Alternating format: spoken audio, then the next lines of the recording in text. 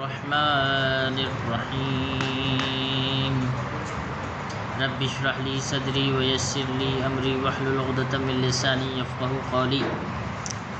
عزیزان، معرفت دین کے حوالے سے جو درس چل رہا ہے عزیزان، تقریباً ہم توحید اور عدل اور نبوت کے بارے میں آپ کے ذہن عالیہ تک آشنائی کرائی ہے۔ آج ہم ائمہ کے بارے میں، ہم اپنے امام کے بارے میں انشاءاللہ گفتگو کریں گے، امامت کے بارے میں۔ آیا امامت پہ ایمان لانا کتنا ضروری ہے؟ جتنا توحید کے اوپر ایمان لانا ضروری ہے اتنا ہی امامت پہ، جتنا عدل پہ ایمان لانا ضروری ہے اتنا ہی امامت پہ، جتنا نبوت پہ ایمان لانا ضروری ہے اتنا ہی کتنا امامت پہ۔ آج گفتگو کریں گے عزیزاً۔ سوال یہ پیدا ہوتا ہے کہ رسول اللہ صلی اللہ علیہ وآلہ وسلم کے جانے کے بعد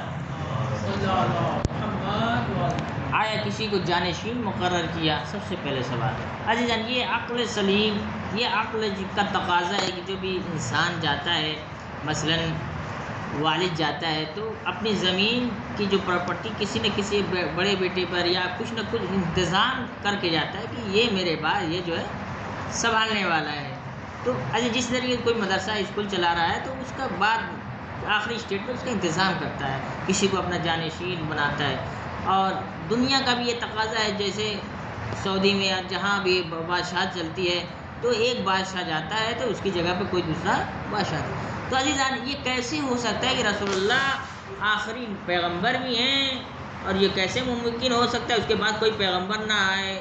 یہ تو نہیں ہے نا، کوئی پیغمبر بھی نہیں آ سکتا۔ یہ کیسے ہو سکتا ہے کہ رسول اللہ امت کے اوپر یوں ہی سب کچھ چھوڑ کر چلے جائیں؟ جب رسول اللہ صلی اللہ علیہ وسلم چھوٹی چھوٹی باتوں کی اتنی اہمیت دیتے تھے، مثلاً ناخن کا کاٹنا کب کتنا ثواب ہے، مثلاً گھر میں رات میں مثلاً جھاڑو لگانا، یہ نوست کی باتیں ہیں، اور جو آداب اسلامی جو چھوٹی چھوٹی چیزوں پر رسول اللہ نے بہت ساری توجہ دی ہے۔ بتائیے، جب اتنی چھوٹی باتوں پر توجہ دی ہے رسول اللہ صلی اللہ علیہ وسلم نے، تو بتائیے اتنی بڑی عہدے کیوں نہ رسول اپنے اپنے بعد کیوں کر جانشین مقرر نہیں کریں گے؟ عزیزان، غدیر و خم میں مولا کائنات رسول اللہ صلی اللہ علیہ وسلم نے علی کو اپنا جانشین بنائیے۔ اہل سنت کی کتابوں میں بھی لکھا ہے، دیگر کتابوں میں اسی باقاعدہ اگر کوئی اہل سنت پوچھے تو کہ آپ بتائیے ولایت علی پر کیا ثبوت ہے، کیوں رسول اللہ نے علی کو جانشین بنایا، کیا دلیل ہے؟ سب سے پہلے فخر رازی نے اپنی کتاب کی تفسیر میں بھی لکھا ہے، اپنی کتابوں میں، کہ رسول اللہ کے جانے کے بعد رسول نے باقاعدہ من کنت مولا فہذا علی مولا اپنے قادم پر، یہ اہل سنت کے کتابوں میں موجود ہے عزیزان۔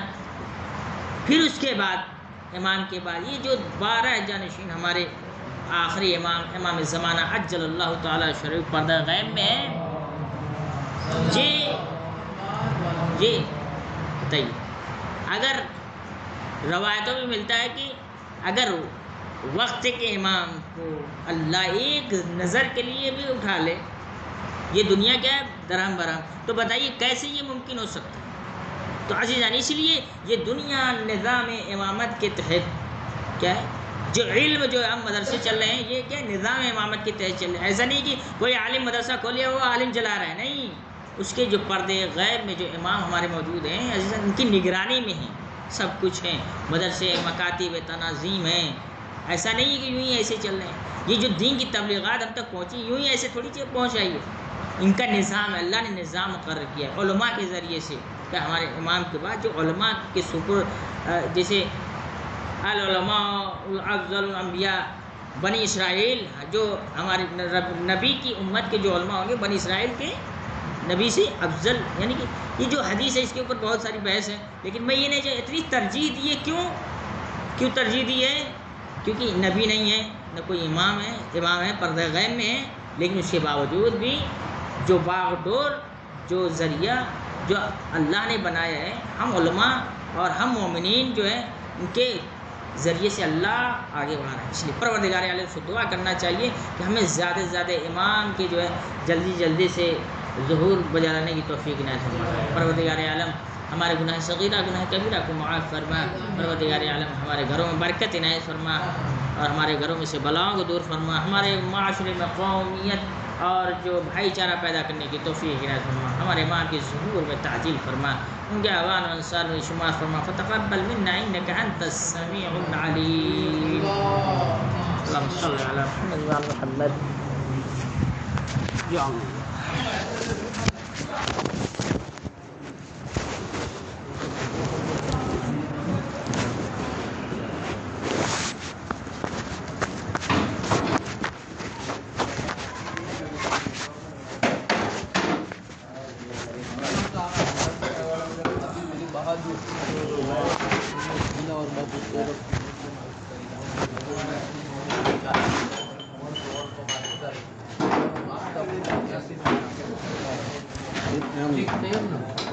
روزے کا کفارہ ہوتا ہے اور گائے میں شمار ہوتا ہے روزے کا کفارہ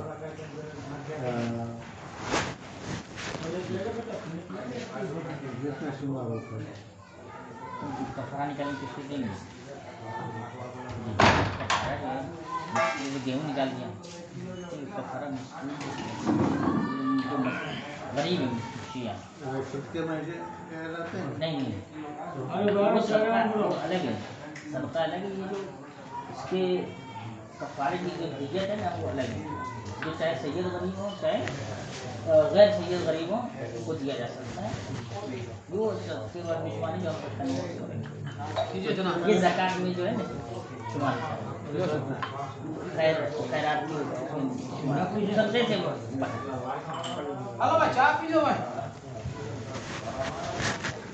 بھائی اٹھے چل لیجیے جو